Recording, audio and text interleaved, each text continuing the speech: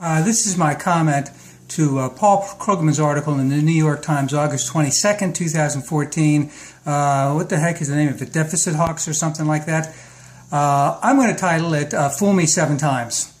I'm going to always refer to Paul Krugman from now on as the professor. The professor makes an interesting article, which I agree with wholeheartedly, in that there have been consistently people, economists on the political spectrum who are much more conservative, who have been crying about inflation from 2008, 2009, 10, 11, 12, 13, 14. And guess what? They're still doing it. They've been wrong ever since 2008, and they're still doing it. All of the underlying principles are still the same. Inflation is very much under control. For whatever reason that they feel that they need to exacerbate the fact that there needs to be more inflation, or we need to be scared about inflation, it really stems to a political outlook on the way you want your economics to be, as opposed to the way the economics are actually working right now. Now, I remember when I was in the stock market at a certain point in time, and what drove the market and what drove all of the brokers, at least in the particular group that I was with, was greed. Is that we would always try and sell based on greed. And the greed would always be that down the road, everything, 6 months down the road, you invest now, 6 months down the road, you're going to get that much of return.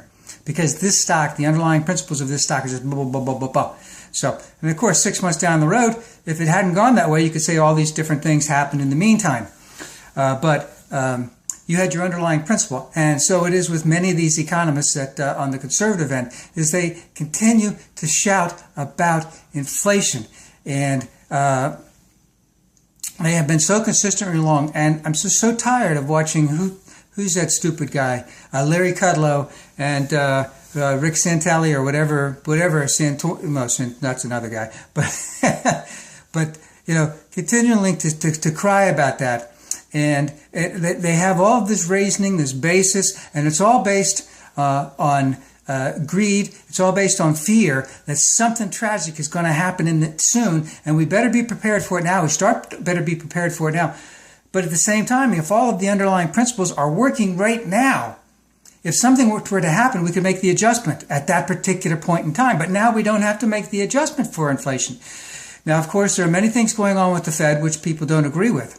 And even the professor goes in to say, hey, Janet Yellen may have to take the foot off, and inflation will slowly go back again. There will be a point in time when that will be the appropriate thing to do. It may be sooner rather than later. But for the last 6 or 7 years, we have a cadre of economics who are spouting about the inflation worries that are just around the corner, and that we have to start moving inflation up so that we can be prepared for it when it comes. And the professor again goes into our most famous amateur economic representative, Paul Ryan, whose only answer to everything is don't raise any taxes and reduce taxes, and then somehow imaginarily taxes will increase because there'll be so much economic growth. And I like to point out is that, and I wish others would point this out, is that never in the history of economic world in this world in the last 100 years has that ever been remotely close to being true. Now, I know that many of my sisters and brothers on the conservative end like to spout about how Ronald Reagan reduced taxes. And yes, he did reduce taxes. At the same time, I do believe he raised taxes 11 times, I'm awfully sorry, 11 times in his presidency. And he's still left with the deficit. And I remember in the debates, it wasn't just that one thing that Reagan spouted out to Carter, there you go again. No. He was hounding Carter about the deficits. I don't know how much it was. It was, under $1 trillion. And of course, I believe he ended with a $3 trillion debt. And he just astronomically increased the Defense Department. And I know that let's just stay with Mr. Krugman for now. We'll get to that in another day. But these economics, and the underlying principle of it is that maybe the people who they serve, the very, very rich and powerful, know that if inflation goes up, then their margins, their returns will increase that much. So it's good to sort of push that inflation. And then, of course, economic theory, it can be challenged. But when you have one economic theory that's particularly on one channel and on one conservative network and in one completely bubbled in blogosphere, is that whatever sounds good is the way it should be, and it's the way it will be.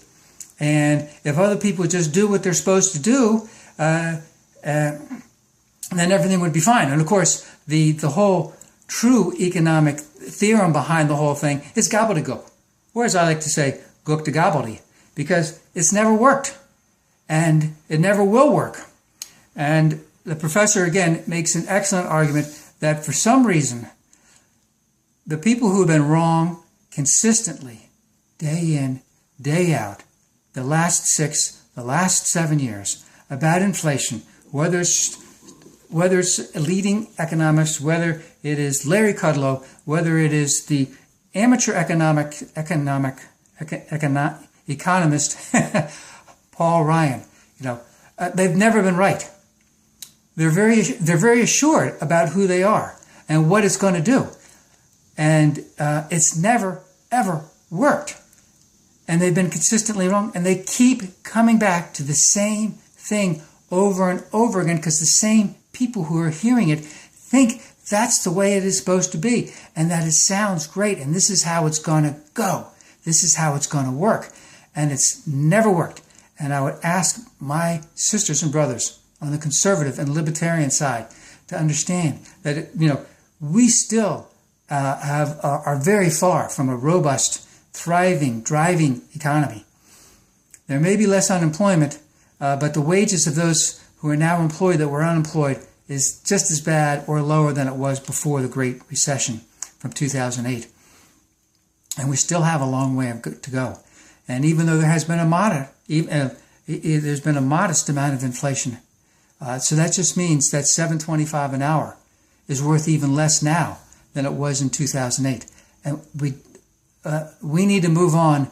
We need robust economic growth. We need progressive theories to move that. To be continued.